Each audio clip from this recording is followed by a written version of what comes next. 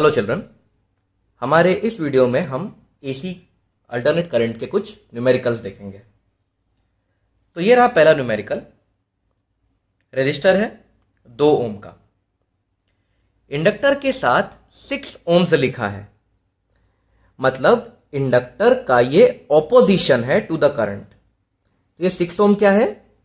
ये है inductive reactance. तो XL की वैल्यू 6 ओम दी हुई है।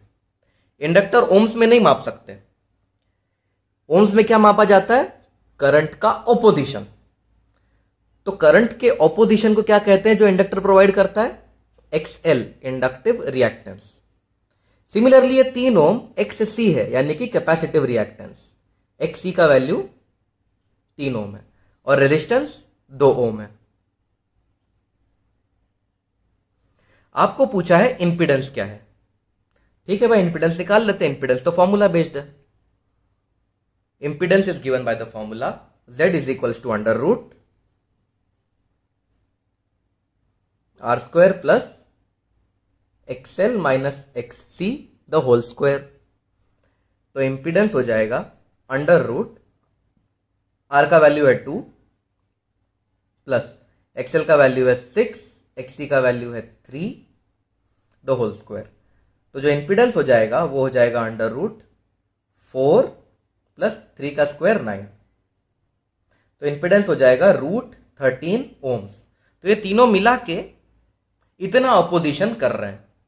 इन तीनों का इंपीडेंस मिला के रूट 13 है। अब इंपीडेंस मिल गया। अगला पूछा है आरएमएस वोल्टेज ऑफ सोर्स। ठीक है, तो पहला पॉइंट तो मिल गया इंपीडेंस। अब दूसरा पॉइंट निकालता है आरएमएस वोल्टेज ऑफ सोर्स।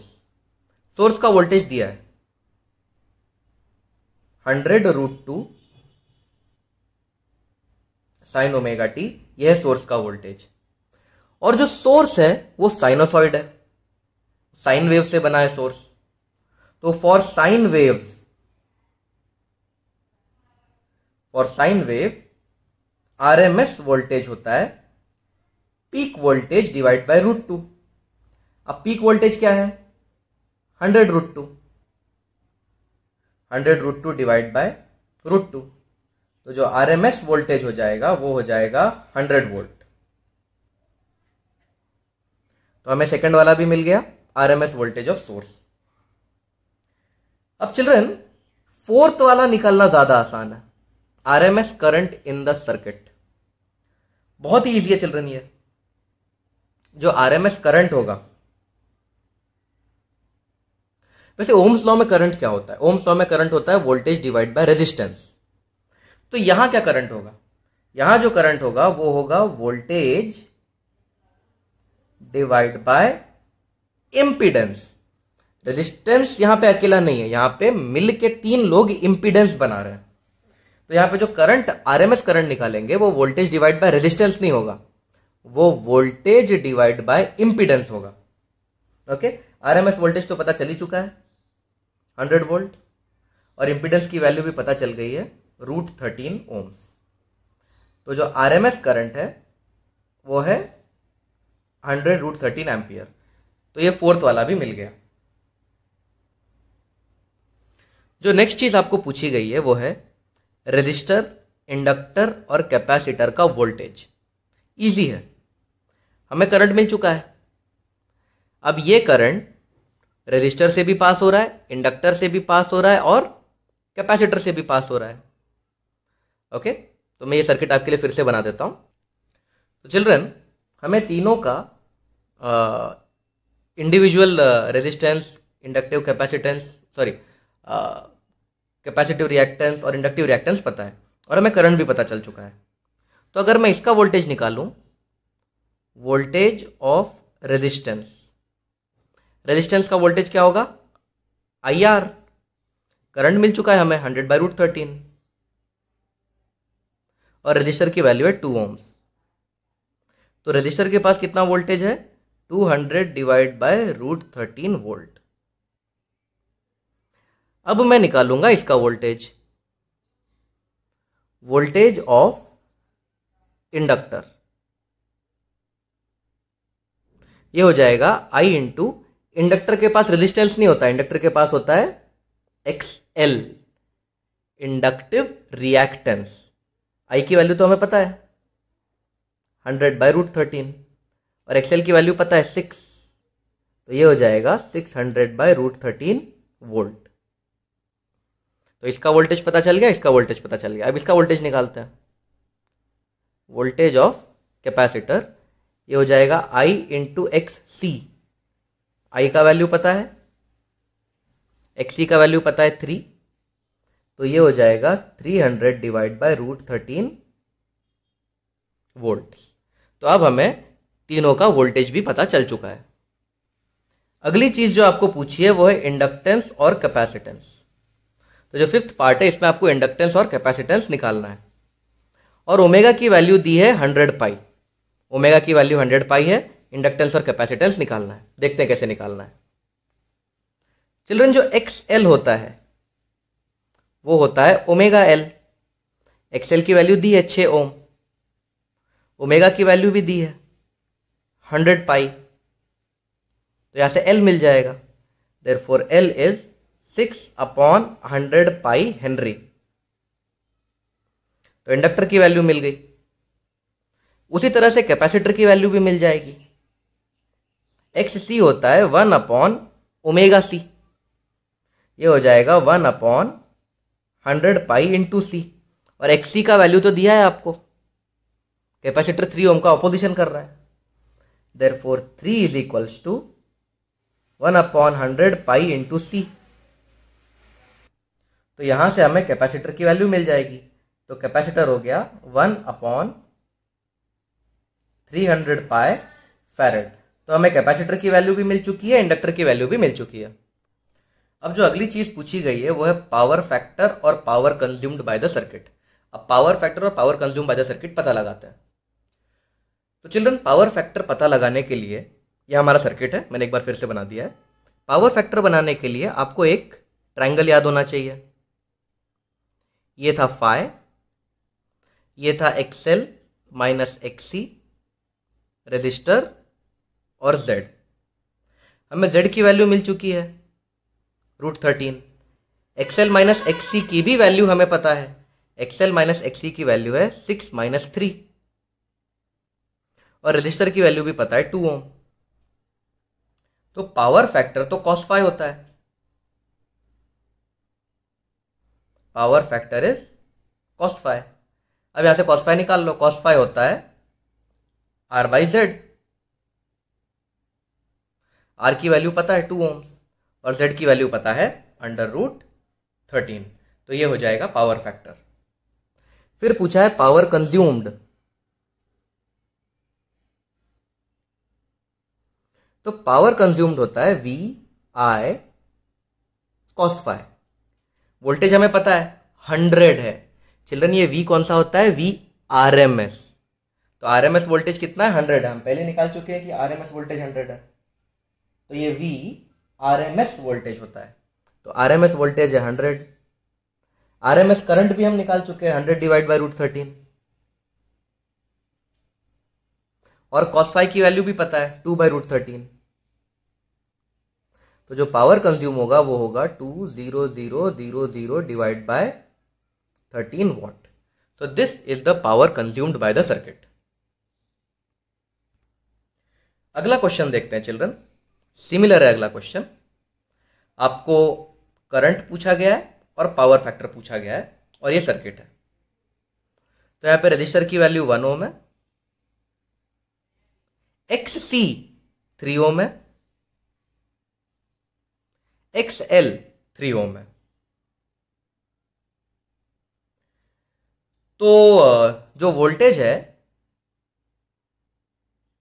वो है 20√2 साइन ऑफ 100 पाई टी।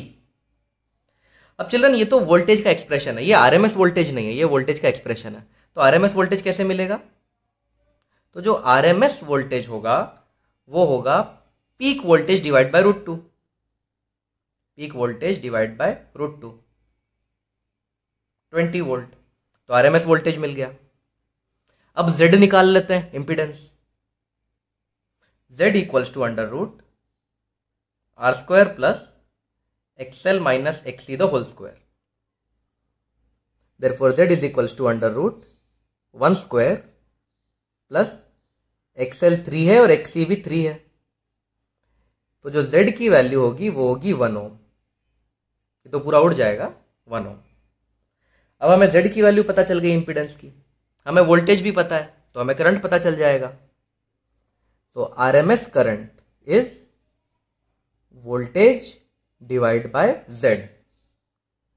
तो जो आरएमएस करंट होगा, वोल्टेज हमें पता है 20 वोल्ट है और z की वैल्यू 1 है, तो आरएमएस करंट है 20 एम्पियर। तो हमें ये करंट पता चल गया, द करंट इज 20 एम्पियर। अब पूछा है पावर फैक्टर। पावर फैक्टर निकालने के लिए हमें वो ट्रायंगल पता होना चाहिए। ये होता है वो ट्रायंगल, यहां पे R होता है, यहां पे Z होता है, एक्सएल माइनस एक्सी होता है, और पावर फैक्टर तो होता है R बाई Z। R की वैल्यू है 1 और Z की वैल्यू है 1, तो पावर फैक्टर यानी कि कॉस फाई की वैल्यू है 1। पावर फैक्टर यानी कि कॉस फाई की वैल्यू है 1। Children, power factor of 1 is the maximum possible power factor.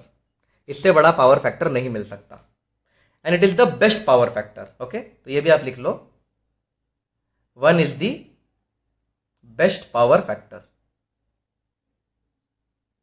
सबसे आइडियल पावर फैक्टर 1 होता है और सबसे वर्स्ट पावर फैक्टर होता है 0, क्योंकि पावर फैक्टर अगर 0 हो गया तो पावर ही 0 हो जाएगा, यानी आपकी करंट पावर कंज्यूम ही, यानी आपका जो सर्किट है वो पावर कंज्यूम नहीं कर पा रहा है। पावर फैक्टर 1 हो रहा है मतलब आपका सर्किट मैक्सिमम पावर कंज्यूम कर रहा है। नेक्स्ट क्वेश्चन चिल्ड्रन, आपको एक सर्किट दिया है और आपको करंट पूछा है, पावर फैक्टर पूछा है और इंपीडेंस पूछा है। लेकिन इस क्वेश्चन में प्रॉब्लम यह है कि इंडक्टिव रिएक्टेंस देने की जगह इंडक्टर की वैल्यू दे दी गई है, यानी एल की वैल्यू दी है, एल इज 1/पाई हेनरी, और सी की वैल्यू दी है, एक्सी की वैल्यू नहीं दी है, सी की वैल्यू दी है। सी की वैल्यू है 2 × 10⁻⁻4 फैरेड।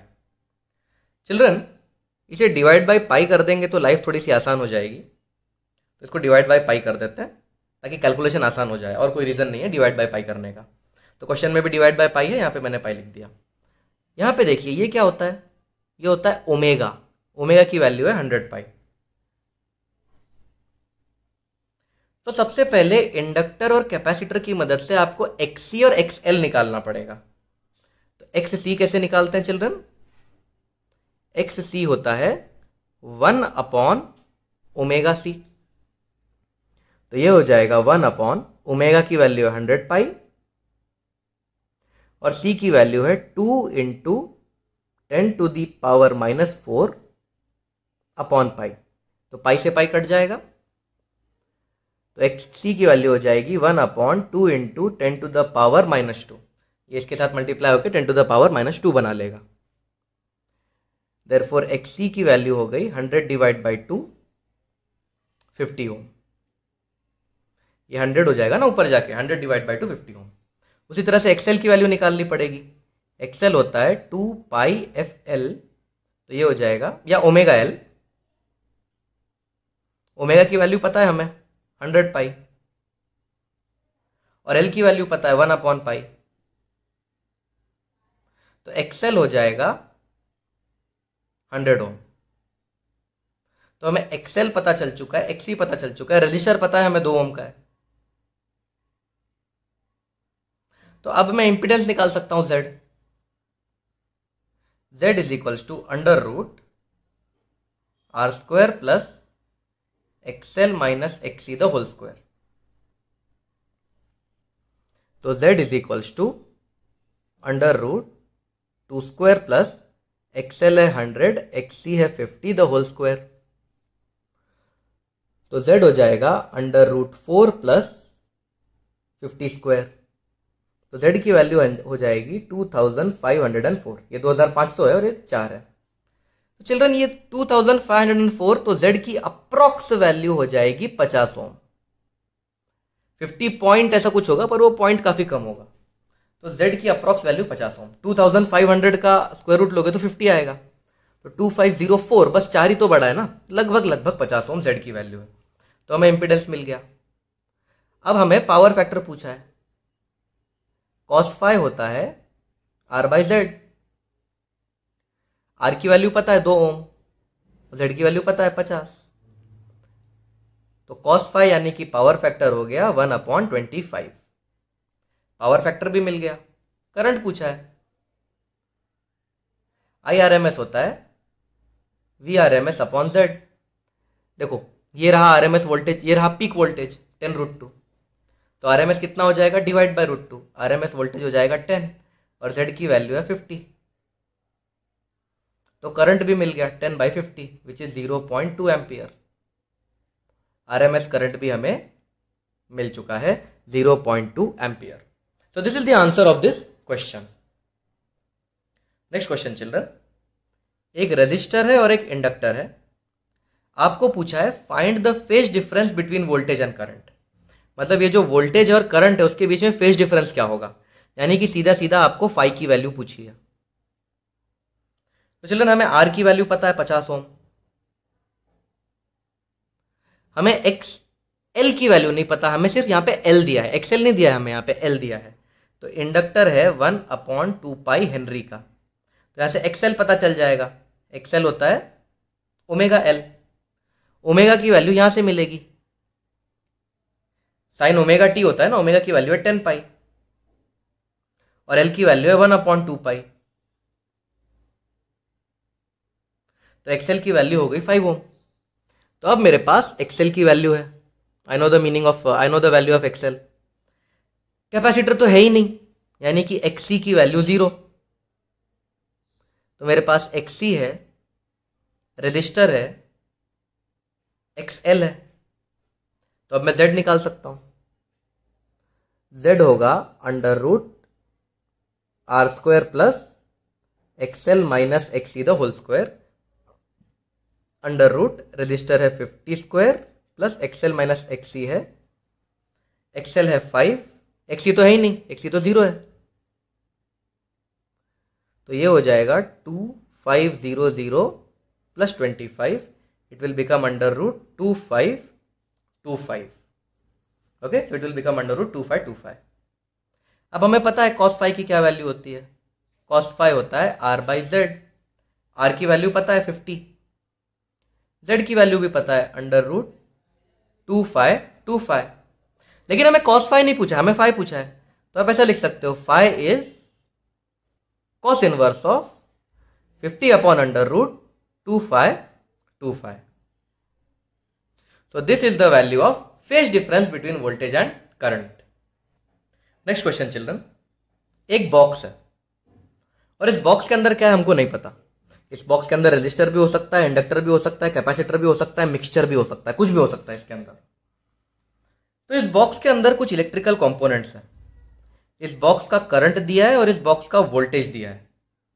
तो आपको बताना है इस बॉक्स के अंदर क्या है।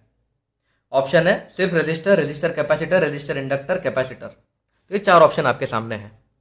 तो आपको करंट और वोल्टेज को देख के बताना है कि इस बॉक्स के अंदर क्या है। तो चिल्ड्रन, अगर इस बॉक्स के अंदर सिर्फ रेजिस्टर होता, अगर सिर्फ रेजिस्टर होता, तो वोल्टेज और करंट के बीच में कोई फेज डिफरेंस नहीं होना चाहिए, क्योंकि अकेला रेजिस्टर होता है, उस अकेले रेजिस्टर में कोई फेज डिफरेंस नहीं होता, वोल्टेज और करंट सेम फेज में होते हैं। लेकिन यहां पे तो फेज डिफरेंस है। देखो π/3 का फेज डिफरेंस है। इन दोनों के एंगल को चेक करो, इसके और इसके एंगल को चेक करो, एंगल में फर्क तो है। अगर प्योर रेजिस्टर होता तो एंगल में फर्क नहीं होना चाहिए। तो प्योर रेजिस्टर तो गलत है, क्योंकि प्योर रेजिस्टर होता तो एंगल में फर्क नहीं होता, पर यहां पे एंगल में फर्क तो है, इसीलिए प्योर रेजिस्टर गलत आंसर है। अब इस ऑप्शन को देखते हैं, प्योर कैपेसिटर। अगर कैपेसिटर होता तो कैपेसिटर में करंट लीड करता है, कैपेसिटर में करंट लीड करता है 90 डिग्री से। सिर्फ अगर प्योर कैपेसिटर होता तो प्योर कैपेसिटर में करंट लीड करता है। लेकिन यहां पे तो माइनस साइन है करंट के एंगल में, मतलब करंट तो लैग कर रहा है, मतलब ये कैपेसिटर हो ही नहीं सकता क्योंकि करंट लैग कर रहा है। कैपेसिटर में तो करंट लीड करता है, यहां पे तो करंट लैग कर रहा है, इसका मतलब कैपेसिटर अलोन ओनली भी गलत ऑप्शन है। अब उसी वजह से ये बी ऑप्शन भी गलत है, क्योंकि अगर कैपेसिटर होता तो करंट लीडिंग में होना चाहिए, लेकिन कैपेसिटर और रेजिस्टर अकेले होते तब भी 90 डिग्री तो नहीं पर कुछ तो लीडिंग में होना चाहिए। यहां पे लीडिंग नहीं, यहां पे करंट लैगिंग है, तो यहां पे लैगिंग है, इसीलिए आंसर होगा रेजिस्टर और इंडक्टर। अगर प्योर इंडक्टर होता तो 90 डिग्री की लैगिंग होती, लेकिन यहां पे लैगिंग π/3 मतलब 60 डिग्री की है, मतलब प्योर इंडक्टर भी नहीं है। अगर यहां पे लैगिंग होती 90 की तो प्योर इंडक्टर होता, लेकिन यहां पे लैगिंग है 30 की, मतलब ये प्योर इंडक्टर भी नहीं है। पर इसमें इंडक्टर तो है क्योंकि करंट लैग कर रहा है, तो इसके अंदर क्या है, रेजिस्टर और इंडक्टर, तो सी ऑप्शन इज करेक्ट। अगला क्वेश्चन देखते हैं चिल्ड्रन। एक आरएलसी सर्किट है, उसका वोल्टेज दिया है, करंट दिया है, पावर पूछा है। तो सबसे पहले आपको फाई का वैल्यू पता लगाना पड़ेगा। वोल्टेज और करंट में एंगल कितना है, देखो इन दोनों में कितना एंगल है, ये वोल्टेज का एंगल और ये करंट का एंगल, कितना एंगल है, देखो एंगल का फर्क है π/3, इन दोनों में डिफरेंस कितना है, π/3, तो ये हो जाएगा π/3 रेडियन यानी कि 60 डिग्री।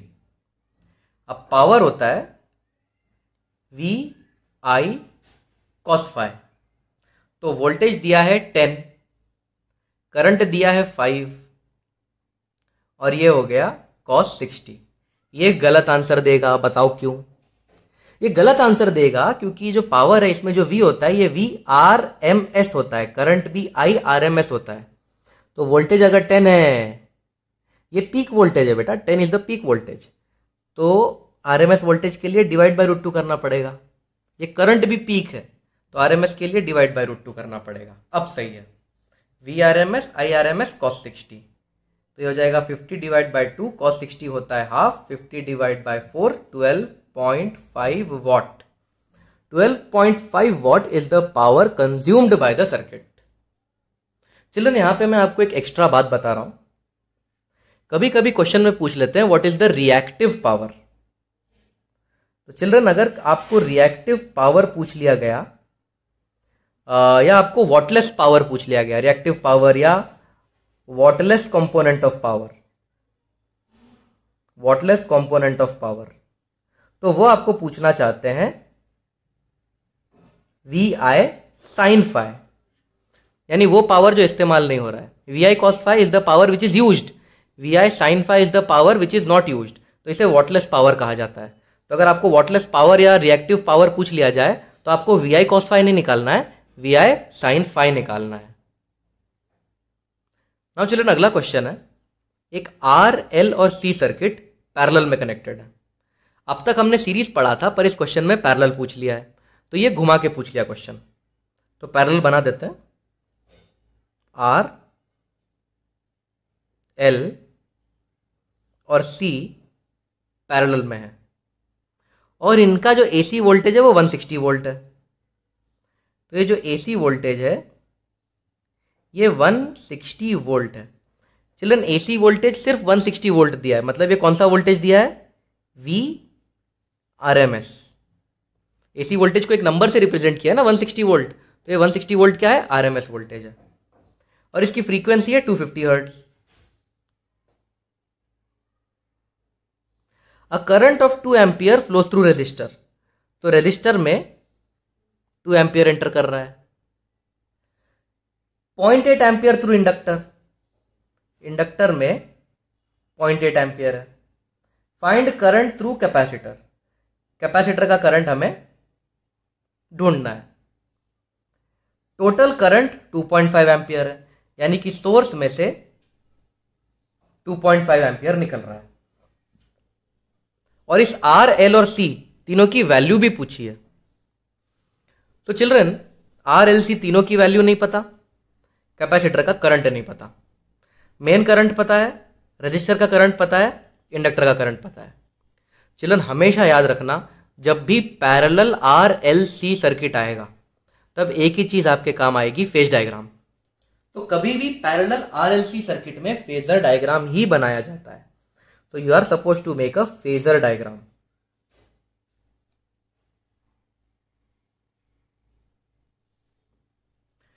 अब चिल्ड्रन तीनों पैरेलल में है।